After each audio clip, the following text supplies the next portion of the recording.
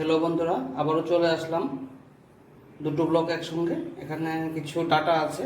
এই ডাটাটা আমরা নারায়ণপুর থেকে এনেছিলাম। তো এই ডাটাটা কীভাবে নারায়ণপুর থেকে এনেছিলাম নেক্সট ভিডিওতে দেখতে পাবেন। এই ডাটাটা দিয়ে দুটো রেসিপি তৈরি হবে। এখানে ডাটার জন্য কিছু আলু কাটা আছে, চন্দনা শুটকি দেওয়া আছে। এখানে চন্দনা শুটকির জন্য এখানে কিছু পেঁয়াজ কাটা আছে, রসুন কাটা আছে। তো এগুলো দিয়ে ডাটা দিয়ে শুটকি দিয়ে আলু দিয়ে একটা রেসিপি হবে। তো আরও কিছু ডাটা এখানে রাখা আছে। এখানে আলুও কাটা আছে। এই ডাটা আলু দিয়ে এখানে মাছ আছে 6 পিস মাছ। এই 6 পিস মাছ দিয়ে আলু ডাটা দিয়ে রান্না করা হবে। তো বন্ধুরা, আপনার সঙ্গে থাকুন, পুরো ভিডিওটা দেখতে থাকুন।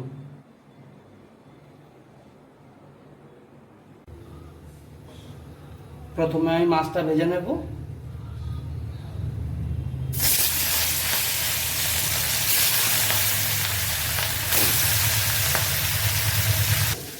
এদিকে শুটকিটা আমি একটু জল দিয়ে ভিজিয়ে রেখেছি। বন্ধুদের উদ্দেশ্য করে একটা কথা বলছি, আপনারা যারা যারা আমার ইউটিউব চ্যানেলটা সাবস্ক্রাইব করেননি, প্লিজ প্লিজ প্লিজ আপনারা সবাই আমার ইউটিউব চ্যানেলটা সাবস্ক্রাইব করে দেবেন। স্ক্রিনে দেওয়া আছে।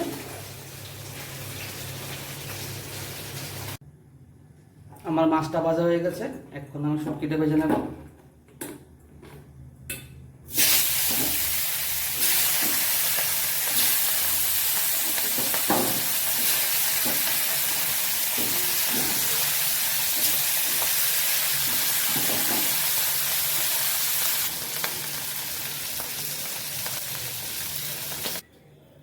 পেঁয়াজ দিয়ে দিচ্ছি।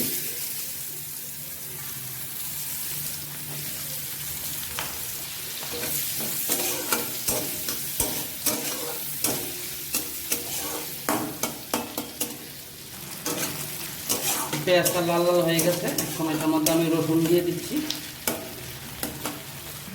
রসুনটা থেতো করা আছে।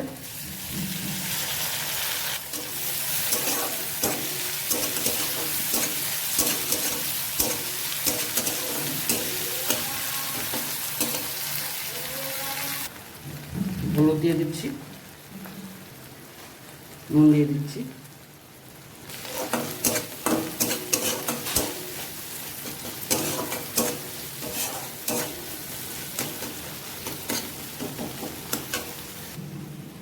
গুঁড়ো করা কাঁচা লঙ্কার গুঁড়া আছে, কাঁচা লঙ্কার গুঁড়া দিয়ে দিচ্ছি।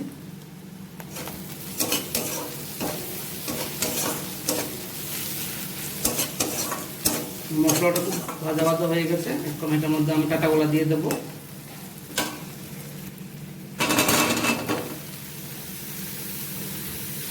আলুটাও দিয়ে দিচ্ছি। আমি এগুলোকে ভাজবো না, না ভেজে দিয়ে দিচ্ছি সবগুলো।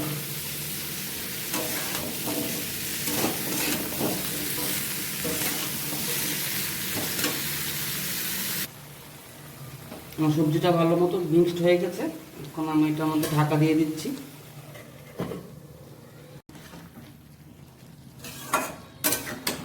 এটা সিদ্ধ হয়নি, আরও সিদ্ধ হবে। এখন এটার মধ্যে আমি শুটকিটাও দিয়ে দিচ্ছি, শুটকিটা সহকারে সিদ্ধ হয়ে যাবে।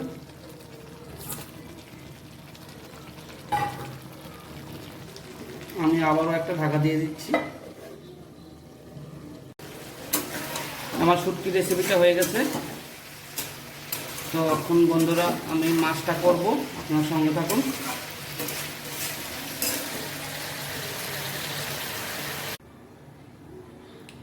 ডাটা দিয়ে মাছ দিয়ে রান্না করব। এখন এটাতে মেথি ফোড়ন দিয়ে দিচ্ছি। এটার মধ্যে একটা মশলা করা আছে, জিরা, ধনিয়া, শুকনো লঙ্কা, কাঁচা লঙ্কা সব একসঙ্গে মিক্সড করা আছে। মশলাটা দিয়ে দিচ্ছি।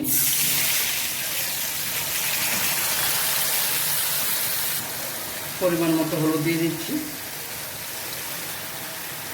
নুন দিয়ে দিচ্ছি। মশলাটা বেশি ভাজা ভাজা করবো না, কেন আমি আলু আর ডাটাটা একসঙ্গে এটার সঙ্গে ভেজে নেব, আমি আলাদা করে আর ভাজিনি।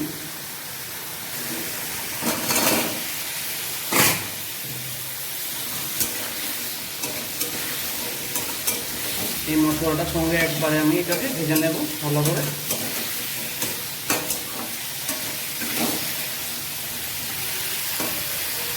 ঝোলের জন্য একটু জল দিয়ে দিচ্ছি।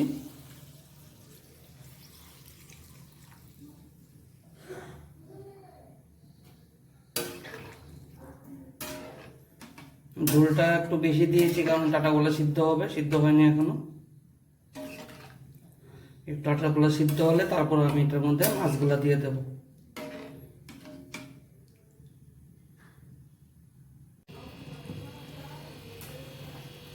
মাছ তরকারিটা সিদ্ধ হয়ে গেছে, ডাটাগুলোও সিদ্ধ হয়ে গেছে।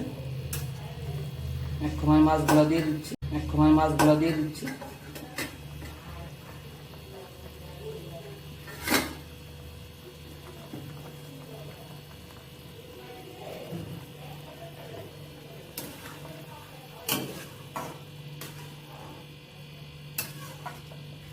আর একটু 5 মিনিট পর আমি নামিয়ে নেব। এটা একটু সিদ্ধ হবে, মাছটা মাত্র দিয়েছি।